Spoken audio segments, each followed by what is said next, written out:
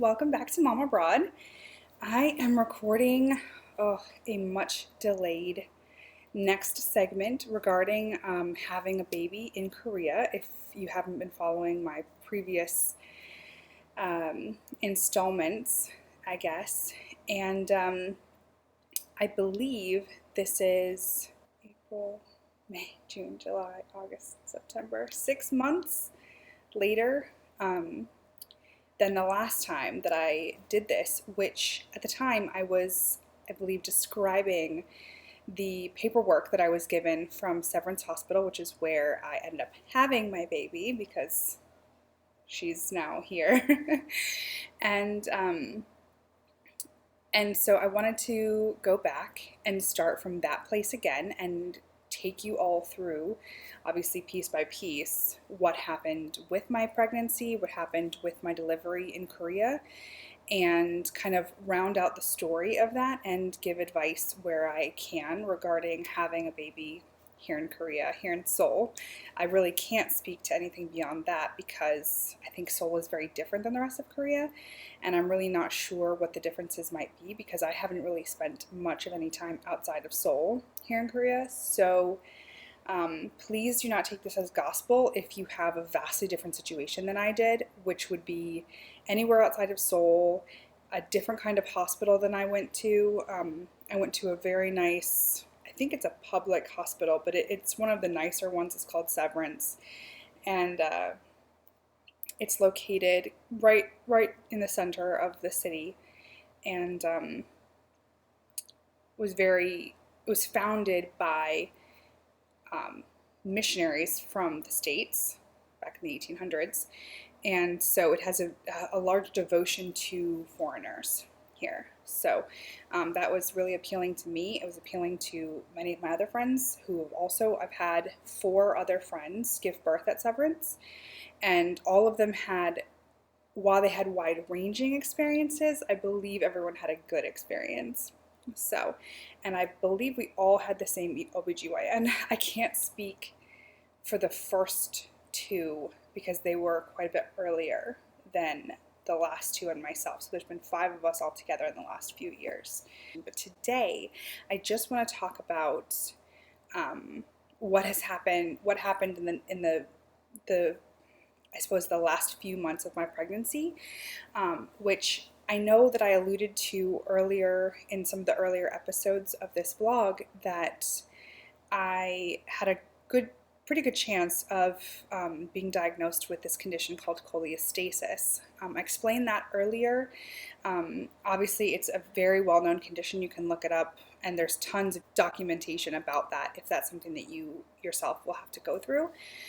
It is pretty rare, so I don't expect many viewers of this channel to have that experience, but what I can explain is what a high-risk pregnancy might look like and what the steps would be here in Korea versus in the United States. So, I was in fact diagnosed with cholestasis not long after my last post about my pregnancy. So the actual diagnosis wasn't vastly different than it was in the States, except that I did not have to convince my OBGYN to give me the tests because I had already been diagnosed with it in my first pregnancy. And she was just a much more understanding person, an understanding doctor. So I wouldn't take that for 100%, like all the doctors in Korea are amazing. I think it's a little bit luck of the draw, just like you get in the States or wherever you might be from. Regarding the doctor's appointments, so when I told her that I was experiencing all of the symptoms that I considered to be a hallmark of cholestasis, she, of course, wanted me to have a blood test.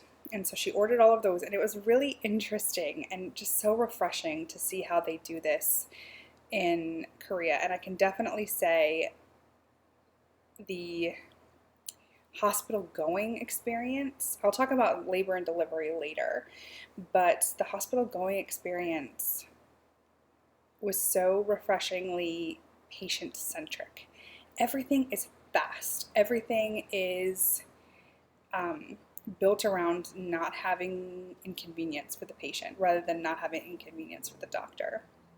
I think they do try to protect their doctors as well, but you definitely feel that, like, let's try to streamline this as much as possible so that people aren't waiting around all the time. So for cholestasis, you have to get blood work a lot.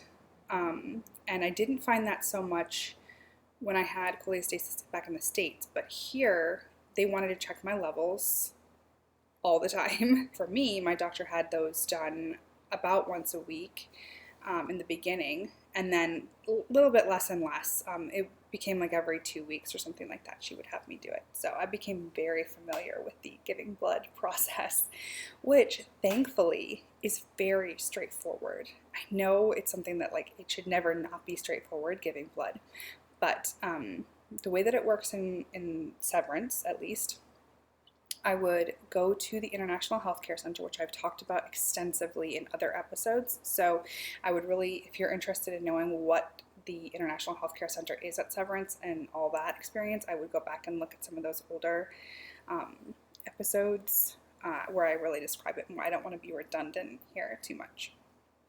So I would go to the International Healthcare Center and essentially check in, and they would give me a slip. So every person at Severance has a number. It's like your social security number, but it's not. It's a randomly generated number that's just for you as a patient, and that's always your number. And that number is associated with a barcode. That barcode is what you use to check in wherever you are. So, for example, if I had appointments I had to get a blood draw, I had to get a dermatological examination, and I had to get my OBGYN check me, all of which I've had done, by the way. That barcode, you don't actually have to speak a word to the receptionist at all of those different places. All you have to have is that barcode. They scan it in their system, and they know exactly in their language what you're supposed to have done and when. Basically, you take the barcode to the specimen collection area, and there's 2 in Severance in the main hospital, and they're very big. And each has probably 6 to 10 phlebotomists at any given time. You walk to a kiosk, completely computer-generated kiosk. You scan your barcode, and it gives you a number. That number is what you go on to find out which phlebotomist you go to and when. It's just like taking a ticket at a deli counter or something like that. Now, maybe big hospitals in the States have these sorts of things, but I have never seen anything like this. And I think the longest I ever waited was maybe 7 or 8 minutes. Not even enough to really get into a book or anything like that. Most of the time I just sat there. I didn't even get my phone out because it was so quick that it wasn't worth it to, like, put all that away and then go to my phlebotomist. I will say there is an interesting thing about Korea in that they don't have nearly the, like, HIPAA laws that we have in the States. So everything is very open, and they don't really have a problem asking you personal questions with other people standing around, other patients, other doctors, other nurses, things like that. That's not really an issue for them. So I've definitely heard many conversations that I kind of wish I hadn't. Like in the States, it's very jarring to learn personal medical information about somebody, especially somebody you don't know who happens to be sitting next to you. But they have no conditions where that's concerned, or if they do, they're very lenient. So you end up overhearing or having your information be kind of broadcast publicly. I never felt truly uncomfortable about it, but I didn't have a condition that was, like, embarrassing. There might come a time when that would be the case, but for me, I was pregnant and I had a high-risk condition, but none of that is embarrassing, no matter how much of it is talked about openly. But I'm also just not obviously I have a YouTube channel talking about my pregnancy, so I can't be too much of a private person. So that's just something to be aware of. If you are an extremely private person, I'm sure that if you asked them, they would talk to you completely privately. But it's just something to be aware of. So that's the process in drawing blood. You sit down at your little booth, which is not at all private. Like I said, you're just in a row with a bunch of other people. They do have a partition, but it doesn't actually shield you from anything. from the person sitting next to you on either side. They draw your blood. It's very, very sanitary. It's very by the book. Everything is printed on exact computer printed labels. Everything's tied to your barcode. There's really like no chance they can mess it up, honestly. Like if there is an error rate, I would assume it's extremely small, because the way I just messed up my hair. The way that they do it, when your number is called, so your number will appear above the phlebotomist that you're going to see. She sits down, she scans that barcode again to confirm that it's you. Then she asks your name to confirm that it's you. I say she. They're mostly women. I didn't actually see any men, so there probably are, but for generality's sake. When you confirm your name and they scan your barcode, the sticky backed stickers that go onto the tubes that you're providing the specimen for print out immediately, and then those go onto the color coordinated tubes, and then those tubes, once filled and then wrapped with those stickers, go into a chute that it's like an assembly line type chute. So I mean, like literally there's I don't know how you would mess that up, honestly. You'd have to be a real bonehead, I guess. Or something would have to, like the computer would have to be down. And I did see the kiosk be down once, and they were already fixing it. Like I feel like in the States, like that kind of thing would just be like out of order for a while, you know what I mean? But like it went down, and within minutes there was somebody there fixing it. And in the meantime, they had a live person doing the exact same thing that the kiosk did at a window next to the phlebotomy station, so nothing was interrupted. You know, it was still the exact same flow of people. So it was really interesting to watch. And my mom came with me from the States. She was visiting me right before I gave birth, and she went with me for a couple of my appointments. And because at that point I was going like 4 times a week, so she really, if she wanted to spend any time with me, she was going to have to go with me. And she was just in awe of like the perfection of how it all moved. I mean, I would go for a blood draw and I would be in and done within minutes from the whole hospital situation, which is a little bit annoying when you live 35 minutes from your hospital, which I did. So I would spend far more time in the car or on the subway or on the bus or taxi or whatever than I would actually in my appointment. But it's nice to not have to stick around the hospital for too long. The diagnosis of cholestasis, as soon as she got my bile acids back, she saw that they were elevated, vice the initial liver test that she did on me right as soon as she found out that I was pregnant. So they came back slightly elevated. She asked me to come back a couple days later for another test, and they were slightly elevated again. So once we had done that, she officially diagnosed me with cholestasis. And I'm not necessarily seeing her all of these times, so I really only saw her relatively infrequently. I was mostly seeing the International Center and the specimen collection area for all of those, and then we would contact each other via email. She was very, very available via email, but I couldn't call her. There is no office to call her at, because at Severance, the doctors don't have specific offices. They have an office, a physical space that each of them rotates through. So my doctor would inhabit that space like 3 times a week or something like that to have her appointments.